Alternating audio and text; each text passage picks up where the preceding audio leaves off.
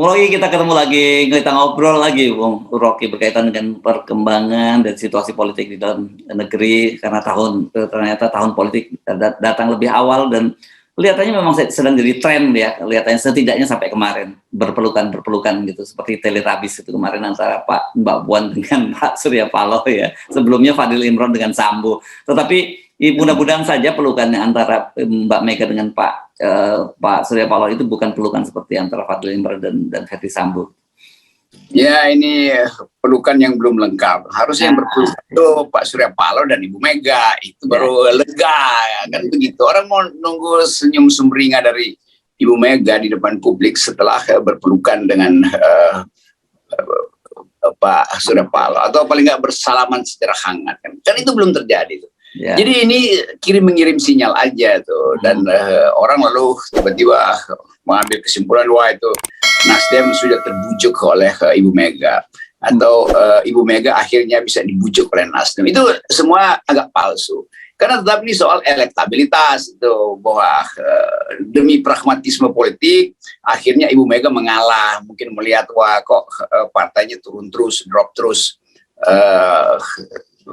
elektabilitasnya tuh dari segi presiden ya, karena Mbak Puan nggak pernah tumbuh di atas ya mungkin 2%, 3% itu dalam elektabilitas. Demikian juga Pak Surya Paloh ada frustrasi juga, karena kan kita baca survei Nasdem itu turun terus karena nggak jelas mau nyalonin siapa kan. Jadi cocktail effect dari pertemuan kemarin itu diharapkan menaikkan porsi dari dua partai itu, tetapi sebetulnya juga bisa menurunkan lagi. Karena pemilih utama PDIP mungkin menganggap jangan Anies dong.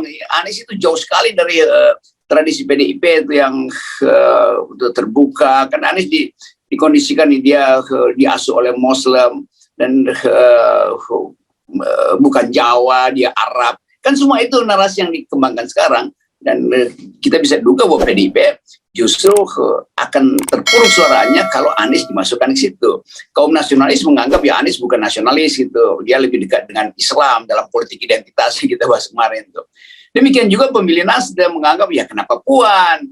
Nanti banyak tokoh-tokoh Nasdem yang merasa wah itu kita nggak akan dapat suara kalau Puan yang dimajukan. Jadi bisa juga menyandingkan Anies dan Puan, itu dua-duanya efeknya negatif baik bagi Nasdem maupun bagi Ibu Mega. Tapi udah biar aja kita lihat kekonyolan ini, karena dari awal juga Nasdem ragu-ragu untuk memilih Anies, Ganjar atau Andika tuh. Nah, kelompok Ganjaris di Nasdem juga langsung pasang posisi, wow ini berbahaya dong gitu. Mainan kita itu kan ini banyak faksi juga di dalam PDIP yang menganggap wah itu Anies nggak bisa tuh, kurang bisa dipercaya, kira-kira begitu. Lebih baik langsung Ganjar kan, karena Ganjar pasti langsung dapat restu dari Presiden Jokowi itu. Kalau Anies ya itu masih ada pertentangan personal atau soal-soal di balik itu. Jadi kekacauan itu terjadi sekali lagi karena desain politik kita mewajibkan orang buat berkoalisi. Walaupun ini partai-partai sudah terdaftar sebagai peserta pemilu, tapi masih diwajibkan berkoalisi itu. Ini ajaibnya begitu. Udah mau masuk pertandingan tapi masih dicari partner koalisi, ngapain? Sendiri-sendiri aja kan. Ya. Itu.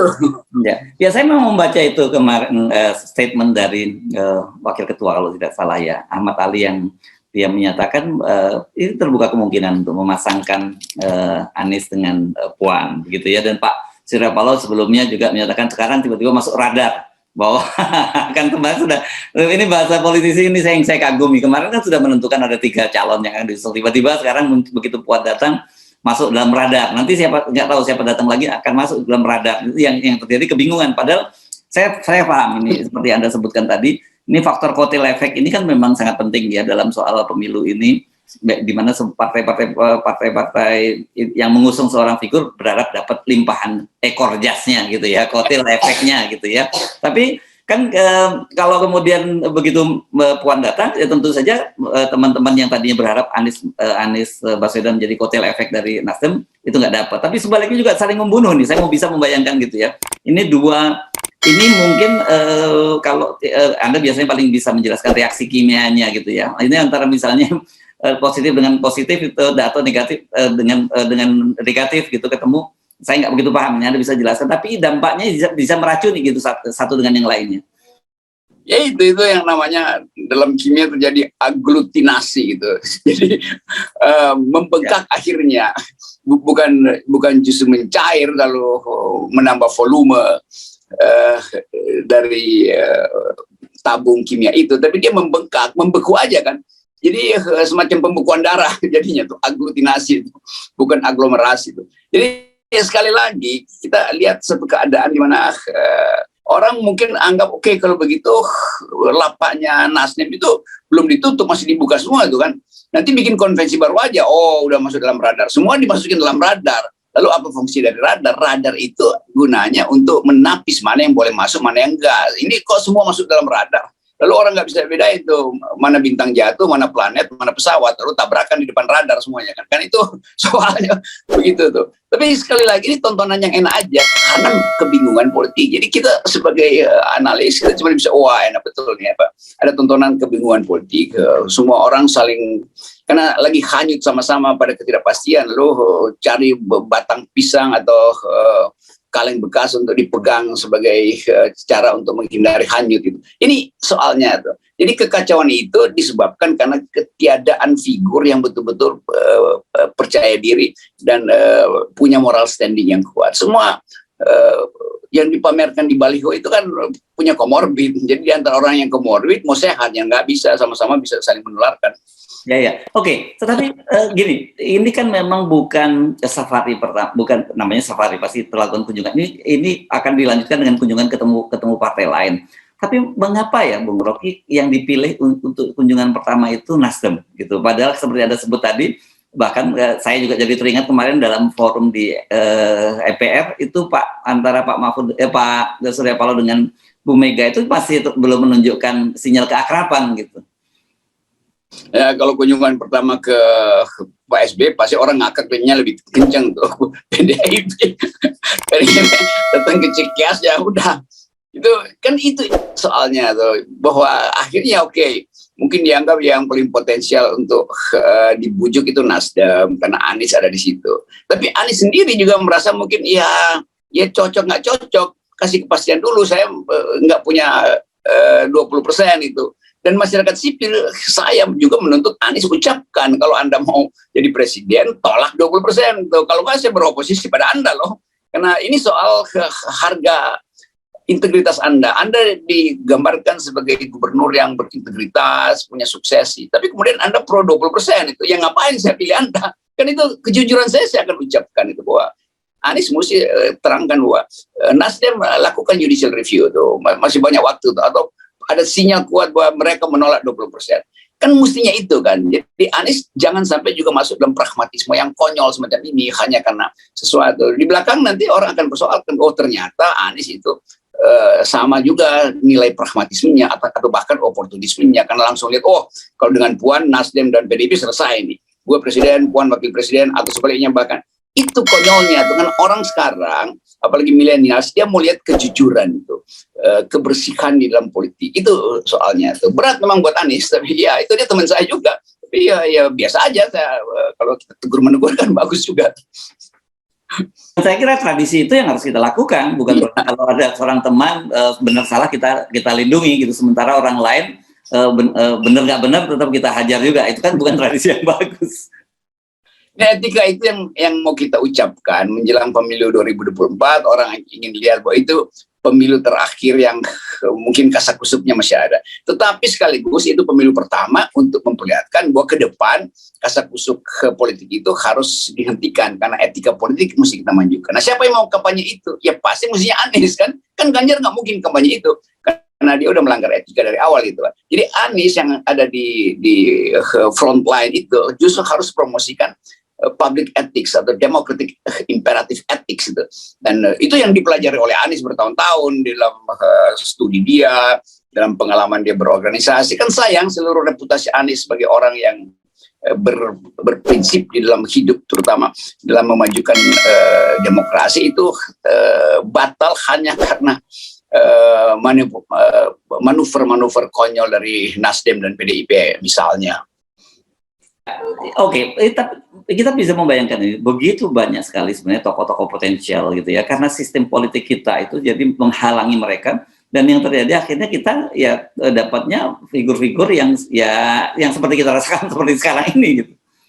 Ya banyak orang yang mulai menelpon saya tuh, Rock jangan terlalu kenceng dong dengan FNN kan, paling nggak adalah yang kita nggak bisa itu, kita udah kampanyekan 0%, masa kita tiba-tiba bilang oh kalau begitu 0,1 boleh atau 2,3% boleh, nggak bisa. Itu kita ingin demokrasi itu dimulai dari awal dengan kebersihan kompetisi, itu idealnya begitu tuh. Jadi nggak usah takut lah nggak jadi presiden, tapi orang akan lihat ada seseorang yang betul-betul teguh pada pendiriannya. Kalau Anies lakukan satu kampanye political ethics bahwa 0% itu adalah fasilitas pertama untuk membenahi bangsa ini, maka partai lain juga akan cemas kalau dia nggak ucapkan itu. Bisa-bisa Anies dipilih secara aklamasi oleh publik kan, tanpa melalui pemilu. Itu bisa terjadi tuh. Jadi Anies memimpin perubahan politik tanpa melalui lembaga-lembaga partai, itu bisa terjadi. Apalagi situasi Indonesia itu rentan secara ekonomi, rentan secara politik, rentan secara kompetisi militer global, dan orang ingin lihat sesuatu yang sedang berlangsung. Bayangkan misalnya tiba-tiba Pak Andika menyambut Anies, oke, saya juga sebagai warga negara dan TNI udah bikin kajian bahwa 0% itu yang memungkinkan negara ini bersih. Jadi kita ingat kembali bagaimana Seskoad TNI di tahun 65 itu jadi tanking untuk menghasilkan Indonesia yang berdemokrasi itu. Jangan lupa demokrasi Indonesia itu juga bagian dari studi-studi di Seskoad di awal Orde Baru itu, dan tokoh-tokoh politik yang datang dari kalangan akademisi bersama-sama dengan TNI itu mencoba yang disebut era baru. Itu semua pikiran-pikiran moderat dan pikiran terbuka dari kalangan TNI. Dan kita tahu Pak Andika itu pernah menjabat komandan studi itu. Apa istilahnya tuh? Ya itu yang saya dulu Bandung ya, tiba-tiba Kodiklat apalah. Ya. Dan itu pasti di ruangan Pak Andika itu penuh dengan buku tentang demokrasi. Nah bayangkan misalnya terjadi kolaborasi Andika dan Anies itu AA jadinya, dan atau AA plus itu. Tiba-tiba orang merasa ya nggak perlu pemilu, kita perlu aja kepastian bahwa ada yang akan memimpin. Lalu terjadi pergeseran politik, lalu muncullah pasangan itu. Ini bagian yang mesti kita analisis, karena FNN mendorong perubahan politik berbasis etika politik, kan itu poinnya. Ya, oke. Pertanyaan yang sama memang sering disampaikan juga kepada saya. Dalam posisi ini siapa calon presidennya FNN? Saya kira tetap saja kalau ditanya soal itu, calon presidennya adalah dasarnya akal sehat, gitu ya. Nah itu. Jadi masuklah kita pada satu fase baru. Semua orang berupaya untuk membayangkan Indonesia yang modern, yang bersih. Tapi akhirnya orang menganggap, oke, kita sementara pragmatis dulu deh. Enggak bisa itu. Pragmatisme itu justru yang akan membatalkan kembali mimpi tentang Indonesia yang bersih itu. Dan saya kira dengan begitu kita tetap saja posisi kita adalah 0%. Kembali selalu pada prinsip pertama, etika politik, kompetisi harus dimulai dari garis start yang sama, 0%. Yes, oke, thank you, Bung Rocky. Yo.